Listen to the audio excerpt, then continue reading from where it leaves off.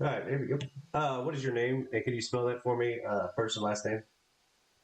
First name Rodney, Rodney. Last name King, King.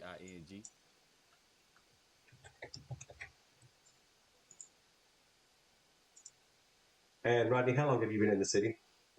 I have been in this city for approximately 2 weeks now. All right, nice. Can you tell us something about yourself? About myself, come from a good family. Got military background experience. I want to use that experience to come out here, affect the police force in a positive way.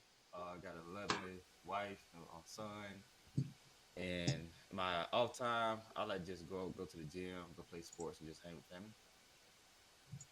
Okay, nice. That's okay. So, what makes you a standout as a candidate for the LEO Academy compared to other applicants? Do you think? I think the biggest standout for me would be that I have a military background. So I have a lot of good military training, and I can use those tactics to help improve the LSPD's force. Like maybe like show some of those tactics to y'all if y'all don't currently use them to help mitigate situations when it comes to conflict. Okay. Do you have any gang cousins in the city? If so, brother, this ain't gonna affect you. If you do have gang cousins, the only thing that it will affect is like if you go farther, you can't go as high, you can't go any higher than a sergeant. So you'd never be command if you do have a gang cousin. No, I do. I do not. I don't. I currently don't know anyone in the city besides one person. Okay. So why do you want to become an LEO officer and be as detailed as possible on this? Why do you want to become an LEO officer? I want to become an officer because I just feel like that's the right thing to do, like to keep the community safe. I want to have like a positive background, so like my son has something to look up to and not just run around to the streets. I want to like clean up the city as far as like getting the drugs out of the city, like limiting the amount of gangs that's currently going on in the city, and really just having a good name for LSPD when it comes to being police officer. Very good answer. Do you have any previous experience as a law enforcement officer? If not, um, tell us your previous experience and how you, or if so, tell us your previous experience and how you're able to transition into this role. I don't have previous experience as a police officer, but as I mentioned, like, I got military background, so we have a lot of training and stuff like that I learned through the military that it correlates with police officer. Okay, so if you get hired on, what department would you like to work for? Would you like to work for BCSO or LSPD? Be the Blaine County Sheriff's Officers. When I was doing the application, I put the wrong one, but I work for the sheriff office. Okay, yeah, you'll be asked that too when you get hired on, if you do get hired on. So, how would you handle a situation where you witness a fellow recruit or officer engaging in unethical behavior?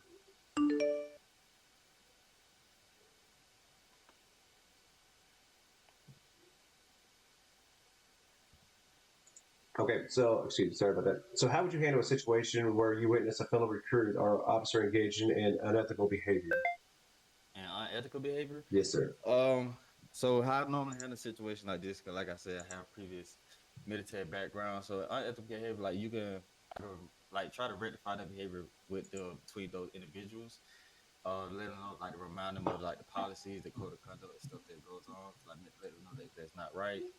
If that doesn't work, then I just break it up to the higher echelon and seeking that help. Okay. So, what are your expectations for the academy training, and how do you plan to handle the physical and mental challenges of the program? Which, My expectations is really just to get good quality training that'll help me be successful as an officer. And as far as the mental side of it, I'm just prepared. I'm prepared already. Like I got military background training, so I've been doing physical stuff all my life. So I'm just expecting good training coming from the academy. okay. How do you stay prepared, or how do you stay informed about the SOPs? You know what the SOPs are? No, I don't. I know I don't just yet. The one player that I do know in the city, uh, he's worked for BCSO, so he said he gonna show me how to get to the SOPs and stuff like that, Okay. so I can read up on them. Okay, yeah, it's just our standing operating procedures, so what we can and can't not do. So effective oh, excuse me, sorry about that. So effective communication is essential in law enforcement. Can you share a time when you had to to de-escalate a tense situation, and how did you approach it? Just in like just a situation in general. Yeah, just any situation that where you just need to go in and de-escalate that situation. One situation, while I was serving in the army, I had a soldier that ended up catching a case. Like when I say case, like a case that's not it's not ethical, like to the army values and stuff like that. So is another soldier had caught wind of the situation, started making fun of the soldier because of the situation. I just had to step in and mitigate the situation by letting the soldier know that who was harassing him, letting him know like his situation like shouldn't define him as a person. He just had a mistake one time that he just messed up. Like with him, we all make mistakes. For that soldier, I just had to let him know that hey, like you made a mistake. You got to understand like stuff like this will come about, but you as a person, you got to understand like you got to make decisions how you want to handle that situation. Okay. So I know you kind of touched on this a minute ago, but this is like a family member. So how would you deal in a situation where a friend or a family member was involved in a crime? I just treat him just like any other person that's just involved in a crime. Like you broke the law, you broke the law. Like nobody's above the law. Not even law enforcement. Law enforcement is above the law. Like you break it, you just break the law.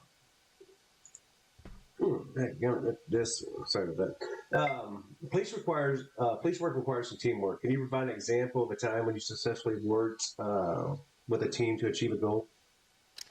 Yes, in the military, we had I was a squad leader for my team, and we had a mission was to recon the area, for like one of our special task force that come through. So we had to lead the team through like rough terrain, different like just harsh conditions like swamps through the woods. And I had to lead them successfully just to recon the area to make sure that it was safe for our special force team to come through to do perform the action that they needed to perform. Okay. Do you know what 10 codes are?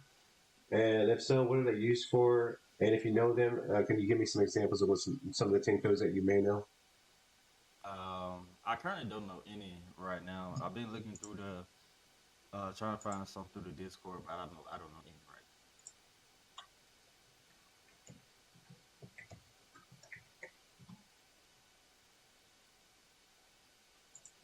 Do you know what 10 codes are, though? Do you know what they are, though? now. Yes, Or they if I'm not what they're used mistaken, for?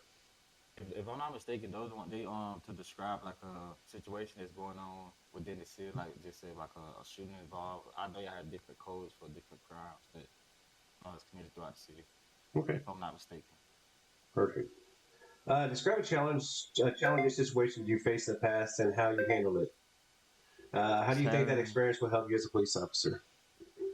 a challenging situation I experienced would be um, I'm trying to think of a good one. A challenging situation. I would say I had to in the military. I had to perform a 18-mile ruck, and it was very challenging for me because I never did a ruck over 12 miles at one time. So I had to physically prepare myself by like building up to the 18-mile ruck, do like a two mile, or 4 mile, or 6 miles. I just kept going about 2 mile increments, all the way up to the point where I could reach that 18 mile. And when it came down to me doing the 18 mile, like I ended up knocking it out, no sweat. But it like I was able to accomplish it because I did the work that was needed. I didn't quit. I didn't let the 18 mile like defeat me. Okay, good answer. How do you think law enforcement can build stronger relationship? Excuse me. How do you think law enforcement can build stronger relationships with the community we serve? You said how can they build it or how Yeah, can how do they? you think that law enforcement would build that a stronger relationship with the community? They could build it. For one, y'all already keep the city safe. So I say just holding like community events, but more community events, like invite people out, like understand like it's gonna be people out here in gangs and stuff like that. But at the end of the day, they still a part of the community, so we can invite them out. But we just do our job to keep everything safe. So we just have a lot of community events, so we can build our trust and our cohesion between everybody in the community. Okay, so how do you handle feedback or constructive criticism? And can you give an example of a time when you received constructive feedback and how you acted on it? So I'm real big on constructive on criticism. 'Cause, like I know nobody's perfect. Like somebody's gonna mess up. So like if I mess up, somebody tell me, like, I'm just gonna take it to the chin. I'm gonna apply. I'm gonna learn from that lesson. But one time, like I received constructive criticism. I was in the army. I was outranking another soldier, and I was performing. I was doing something wrong as far like against the regulations how you're supposed to do it. But there was some my it was like because I was naive. Like it was my first time doing it. I didn't know nothing about it. So that lower ranking, like they showed me how to do it, and I just took it on the chin. Like I didn't get mad. At the end of the day, it's a learning experience for everybody, and I just took it. And from there, we just kept working together. Okay. So I'm going to ask you a couple, well, a few scenario-based questions. So say this is a scenario that you're in. No, you ain't been there, but maybe you can just think about how you would handle it. So 110.8. let me 1 second turn this on. Sorry about that. All right, so scenario-based questions. How would you handle a call involving a domestic dispute where both parties are emotionally charged? You said, well, both of them would be charged. Yeah, well, they're like emotionally charged, like they're ramped up. Oh, emotionally Yeah, charged. they're Oh, emotional. They're just going at it still when you get there. well, I would be how I do when I get there, depending on if I have a partner with me or not. So if I'm there like by myself, I would go try to separate the two individuals, like have one stay in the house, one stay outside, get both sides of the story, and like just kind of try to get them to calm down. Just so we could de-escalate the whole situation and figure out what exactly happened. And so I just, for the most part, I keep them separated. And if it's me and another partner, I have one person, and my partner the other person. We'll basically do the same tactic, use the same tactic to try to calm down before we even bring them back to um to like in the same room together. If you understand what I'm saying. Yeah, yeah. Good answer. You stop a car for a minor infraction, but the driver becomes hostile. How do you manage the situation? If the driver come hostile, as a police officer, I understand like the biggest thing is to de-escalate the situation. So if they come hostile, you know, like I'm gonna do everything within like SOP when it comes to de-escalating situation before it get to the point where we might have to use like physical force, with i.e. using like a taser or something just to keep them on the wraps.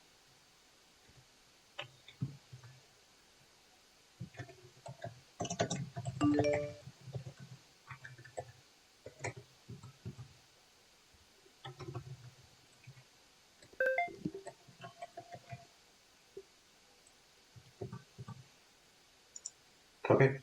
While patrolling, you witness a minor traffic violation, but as you initiate a stop, a higher priority emergency call comes through on the radio. How would you prioritize your actions? A high priority. Yeah, you say you just stop somebody, got a headlight out, just a minor traffic infraction, nothing serious. So But then, like, say a major priority comes over the radio. How do you major priority. prioritize that? I could do it this way. If I already have them stopped and I'm out, I'm already out the car, like initiating the process. Since it's just a head, like you said, a headlight, I can let them out with a warning. They'll go about their day, then I just proceed with the call. But if it's like I'm in the middle of stopping them, I haven't got out the car or nothing, I'm literally just gonna go to the high priority.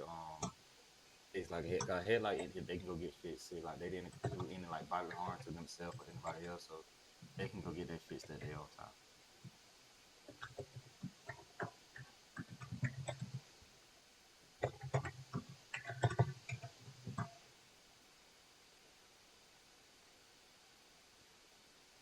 Okay, this is. Ooh.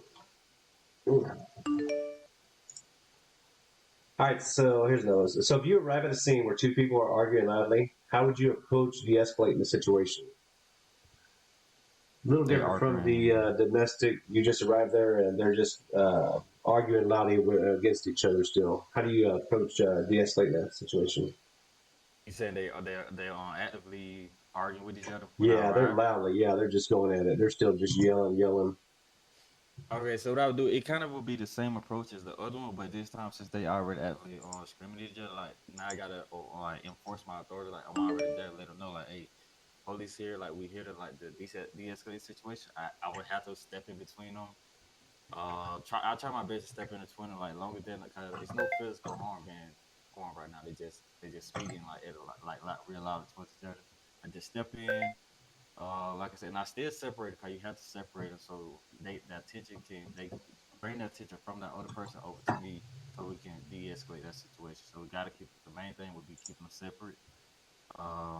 I probably could put one in the back of the squad car and talk to the one that's not outside of the squad car.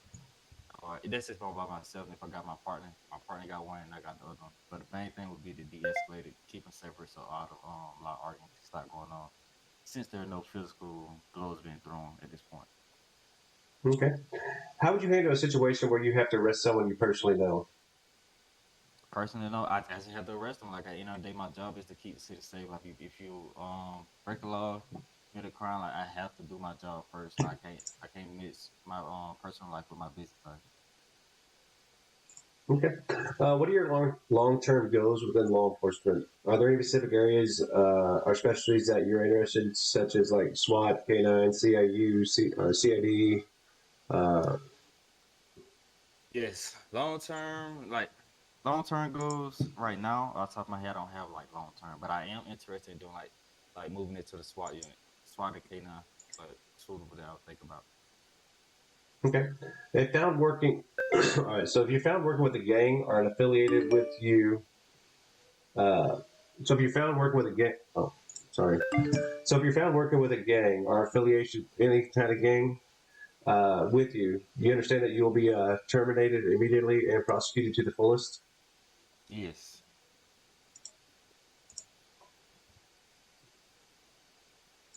Okay. Do you understand that unemployment as LEO is at will and you can be removed at any time without any prior notice? yes. Okay. Good. Yes.